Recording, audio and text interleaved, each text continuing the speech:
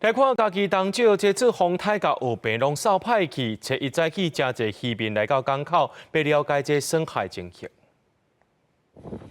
蚵龙驶着鱼排仔，赶紧甲也未害去的黑边仔拖出去。空内风台离开的隔工，当着问了鱼港的河边，拢是去互风吹甲害去的黑边仔。蚵龙讲，风台一个接一个来，对蚵仔甲黑边仔拢造成损失。有的蚵仔是拢有捡一挂起来，但是无去看唔知影啦。爱去看较会准啦。这差不多是拍啊，差不多啊。好歹因为啊！海米含山头而来，损失真济啊。我是离较近港的，较无去到外海啊。内底个遐天惨嘛，你想外海到外好。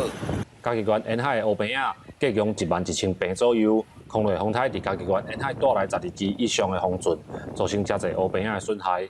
嘉义县政府渔业科表示，会配合蚵龙协助来处理这害去的黑边仔。你无看无臭一个饼啊，讲我来听。哦，昨食臭，昨2点没准啊。被台风损失的这一些废弃壳棚啊，它会被打到岸边来哈。那为了维持这样子一个海岸的清洁啊，那县政府跟相关的一个单位啊，会就我们所管理的这一些辖区的海岸线来尽速来做清理。